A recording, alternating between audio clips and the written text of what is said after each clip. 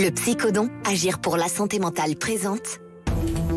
Sud Radio, la roue des émotions, 13h30, 14h, Didier Meyrand. Bonjour à tous, je suis très heureux de vous retrouver pour la roue des émotions. Vous le savez désormais, nous avons tous 6 émotions qui animent notre santé mentale: la joie, la tristesse, la colère, la peur, la surprise et le dégoût.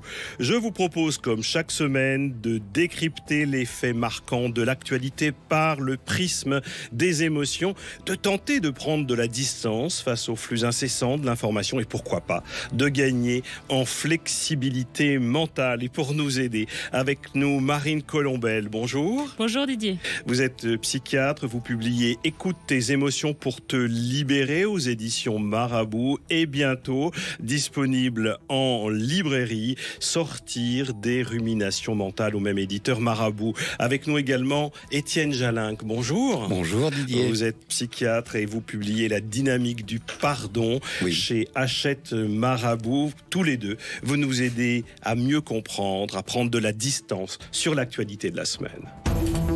Sud Radio, la roue des émotions. Séisme en Turquie et en Syrie, plus de 16 000 morts. On parle même d'approcher des chiffres encore plus conséquents, des milliers de blessés et de sans-abri. Ce séisme a eu lieu le 16 février avec une magnitude de 7,8 qui a frappé la Turquie. Des secousses ont touché des régions très peuplées au sud de la Turquie, au nord de la Syrie. Un bilan très difficile à évaluer. Des dizaines de milliers de morts, je vous le disais, des blessés, des sans-abri. Les Nations Unies craignent une crise majeure sur le plan sanitaire. Tous ont appelé à mettre la politique de côté pour faciliter l'accès aux régions pour les secours et les rebelles sinistrés également en Syrie. Marine Colombel, comme psychiatre, avec quelle émotion collective vous semble-t-il subtil de réagir ? Dans ce drame, on est encore dans la phase de la surprise et même à l'extrême de la surprise, je dirais même de la stupeur. Personne ne s'y attendait, ni les gens qui l'ont vécu, ni les témoins. Et en fait, on est vraiment au début là ce qu'on appelle le psychotraumatisme en médecine. Ça veut dire qu'on est face à la mort de ses proches, face à sa propre mort. Et on a encore du mal à se projeter dans les conséquences. Déjà, les chiffres ne sont pas encore stables. On est parti les premiers jours, il y a encore 2-3 jours, sur 3 000, 4 000 morts. On est à 16 000. On sera probablement encore plus dans les jours et les semaines à venir. Et c'est finalement tout un deuil qui est en train de commencer à se mettre en place, mais un deuil qui va être difficile parce que on est face à une mort qui est complètement imprévisible et qui arrache tout sur son passage. Les enfants, les vieillards, et finalement tout le monde est emporté dans cette émotion qui submerge le monde entier en ce moment. Étienne Jalinck, comment est-ce que vous réagissez ? Avec quelle émotion vous semble-t-il audible, légitime de réagir face à un tel drame, des dizaines c'est forcément de milliers la peur, de morts ? c'est l'horreur, c'est la peur. La peur et la dépendance absolue, et la peur d'une nature incontrôlée, incontrôlable, qui n'a été prévue ni par les professionnels, ni les architectes, ni les gouvernements, ni les sociétés. C'est quand même une faille. Et donc là, on est renvoyé à une nature hostile que nous ne pouvons pas dominer, alors que toute l'évolution de toute la Méditerranée, de la culture grecque, etc., c'est le contrôle de la nature. Or là, il y a une perte de contrôle totale. Est-ce qu'il n'y a pas aussi de la tristesse dans tout cela, vous le disiez, Marine Colombel, avec la mort des familles, de ces enfants, de toutes ces victimes, qui sont aussi victimes des fragilités, de toutes les fragilités, et j'entends aussi les fragilités liées à la misère, où l'on construit des immeubles à la va-vite, avec des constructions plus ou moins précaires sur des zones sismiques, sans montrer du doigt ou sans culpabiliser. Il y a une grande tristesse à ce que ce soit toujours les victimes les plus pauvres qui payent cher finalement. La tristesse va venir, la tristesse individuelle, la tristesse également du pays entier va venir, mais je pense qu'on n'y est pas encore parce que les gens vraiment sont dans un état où ils ne s'attendaient pas à cette mort brutale, ils ne s'attendaient pas à ce retour de la nature qui finalement peut se montrer extrêmement cruel. Et c'est quelque chose qu'on oublie dans notre société. C'est vrai qu'on voit la nature comme bénéfique, un peu comme Rousseau, ça veut dire la nature bienveillante. Mais on oublie que la nature peut aussi être une grande cruauté et que la souffrance fait partie de la nature. La souffrance fait partie de la nature. Tentons de changer de prisme émotionnel et de gagner en agilité mentale avec une autre émotion la surprise, pour observer l'actualité de la semaine et décidément, nous tombons sur la tristesse. Est-ce qu'Étienne Jalin, il y a à voir un autre angle émotionnel qui est celui de la tristesse dans cette actualité, quand on regarde bien sûr les morts des familles, toutes ces victimes, mais finalement il y a aussi la tristesse que les conditions sanitaires ne soient pas réunies, qu'on n'ait pas pris aussi toutes les précautions aux constructions, parce qu'on ne peut pas dans un pays pauvre. Ça, la tristesse vient parce que là, on n'y peut absolument rien. Et la tristesse, c'est toujours un appel à l'aide. Et finalement, c'est un appel à l'aide, on a besoin de l'autre, c'est-à-dire de tous les proches et du social. Et là, on n'y peut rien, il y a une impuissance totale, donc il y a une impuissance, une tristesse devant cette impuissance imprévisible. Une tristesse devant cette impuissance imprévisible, avec plus de 15 000, 16 000, 18 000 morts sur ce séisme en Turquie et en Syrie. Plus le froid. Et plus le froid, et permettez-nous de chercher de la joie de ces images de survivants, d'enfants sortis des décombres. Et si la magie de la radio existe, que nous puissions partager toute notre solidarité avec ce peuple frappé au cœur de sa terre.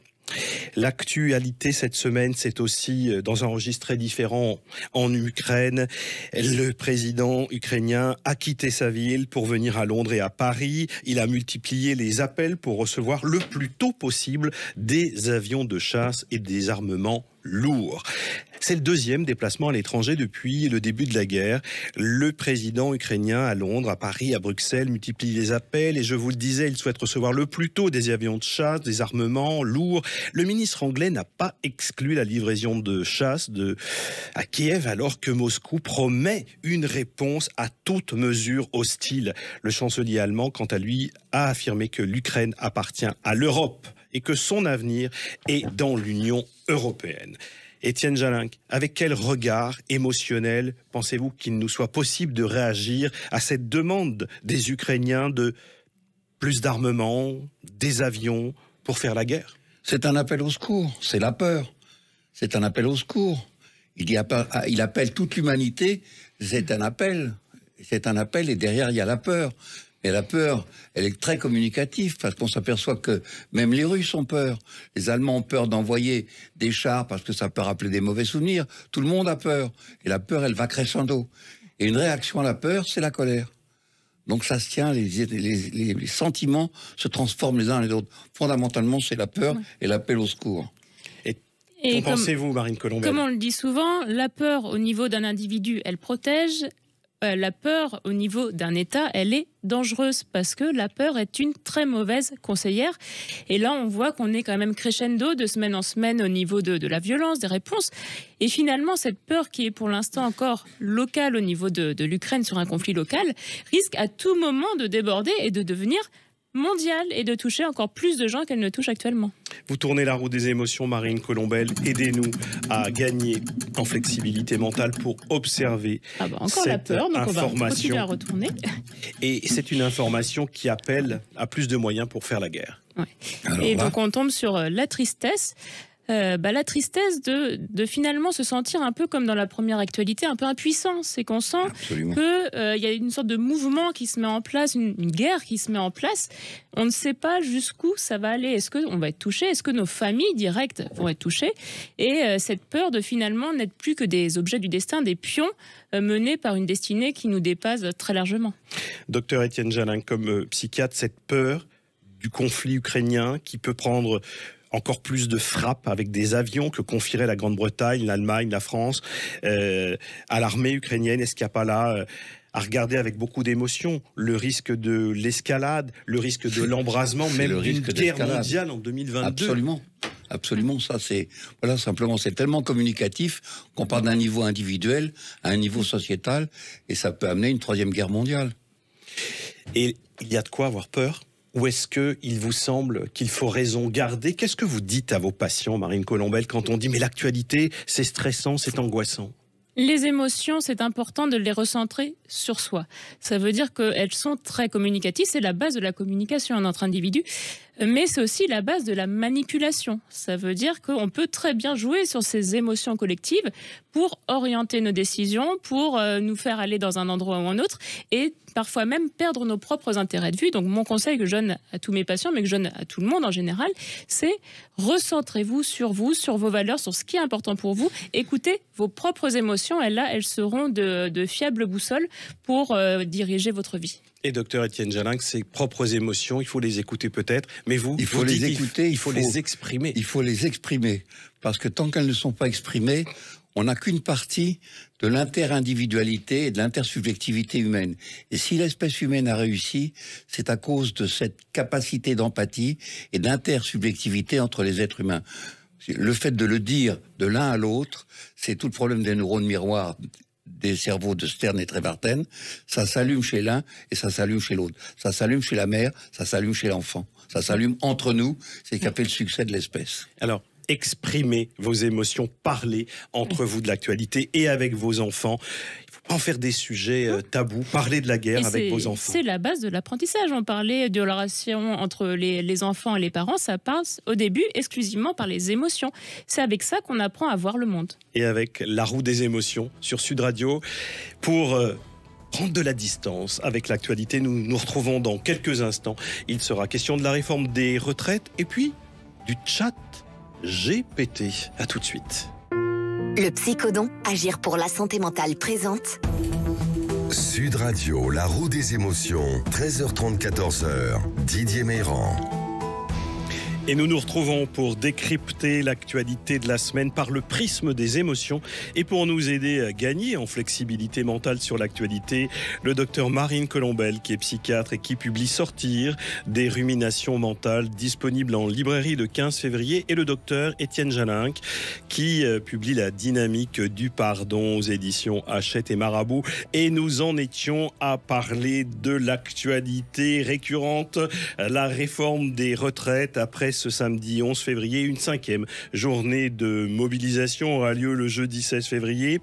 Mardi dernier, 3e journée de mobilisation donc, qui a réuni un peu moins de monde que les précédentes. On parle de près de 760 000 personnes selon le ministère de l'Intérieur. Vous savez qu'il y a toujours une bataille des chiffres. 2 millions selon les syndicats.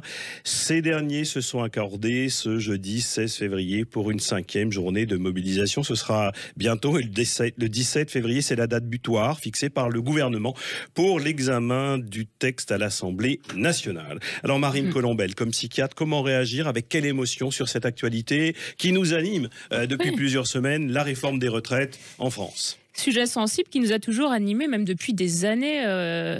Ça crée beaucoup de peur, cette réforme des retraites, quelle que soit la réforme des retraites. Et à juste titre, parce qu'on parle d'un futur, et d'un futur qui est quand même assez lointain pour les gens qui rentrent dans la carrière, et qui se disent, mais moi, dans 20 ans, dans 30 ans, quel sera mon futur en France? Est-ce que je pourrais bénéficier des mêmes avantages que mes parents, peut-être même mes grands-parents ont connu jusque-là? Et ces manifestations, elles reflètent surtout, pour moi, cette peur fondamentale de qu'est-ce que sera finalement mon futur pour moi et pour mes enfants. Étienne Jalin, comment est-ce que vous réagissez selon vous? Par quel prisme émotionnel nous pouvons regarder bien sur sûr l'actualité? La peur et l'inquiétude, mais c'est aussi la colère.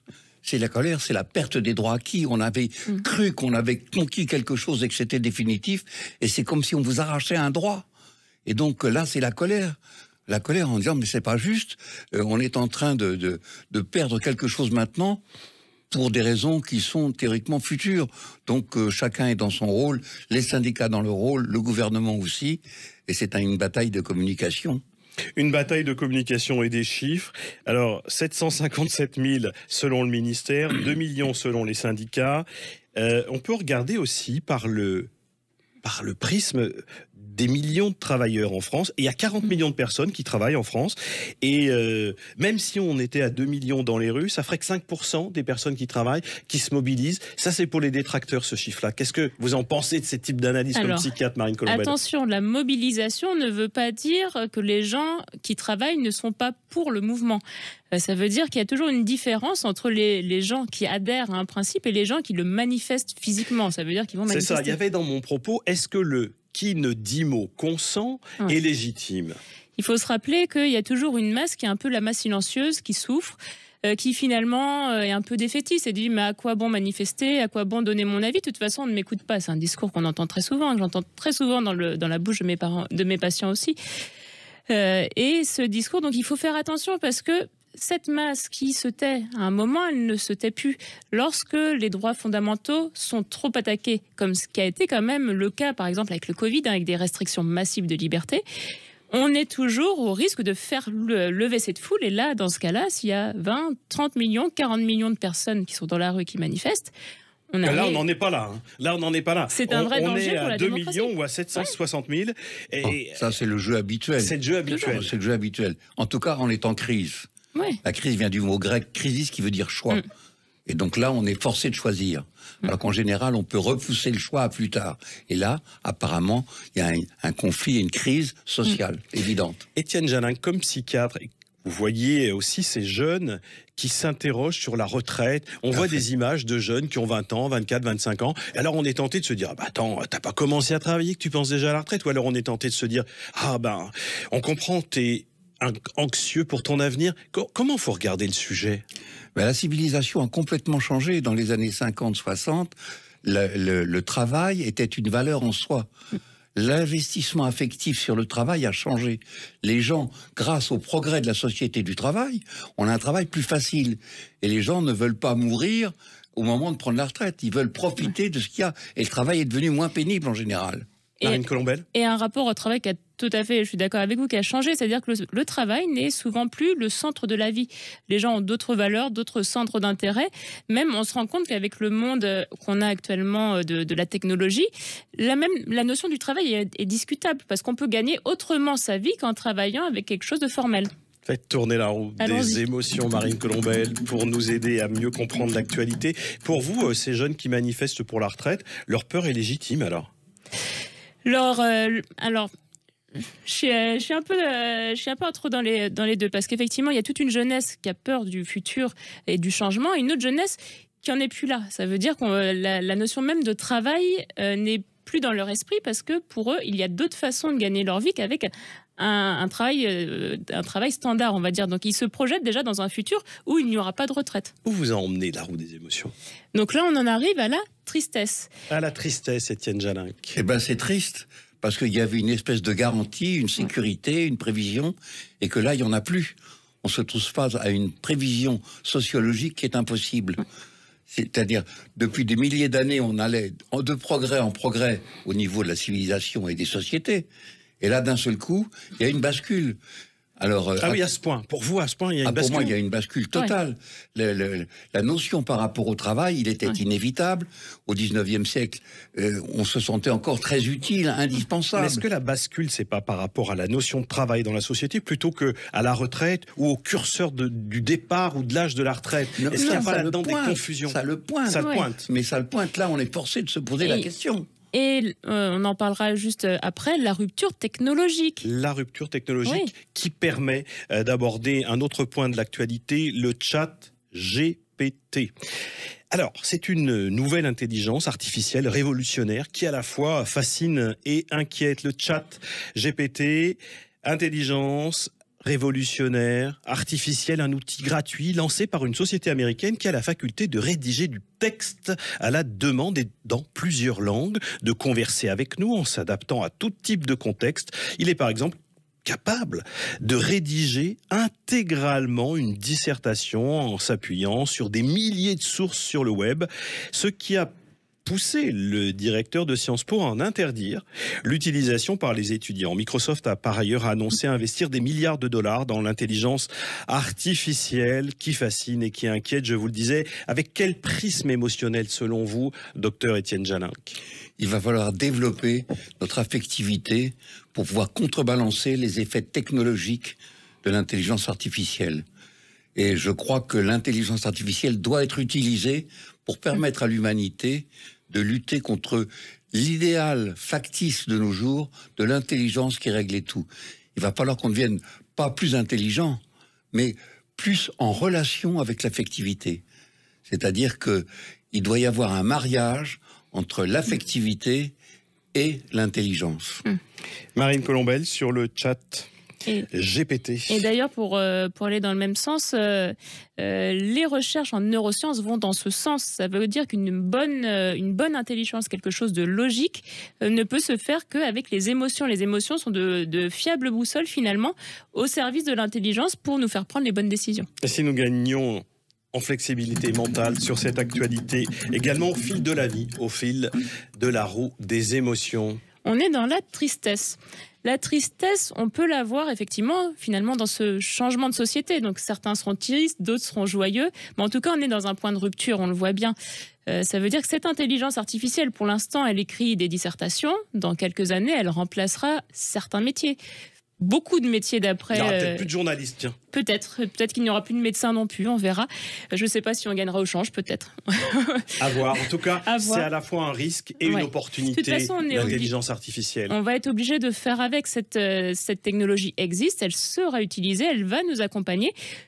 On va essayer de faire en sorte qu'elle nous accompagne pour le meilleur, peut-être en se substituant aux métiers les plus difficiles, pour que les hommes puissent se consacrer à autre chose que le travail.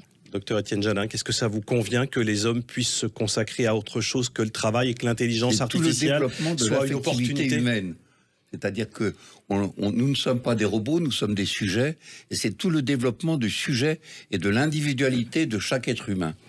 Je vous remercie tous les deux de nous avoir éclairés sur les faits marquants de l'actualité de la semaine. Et ce chat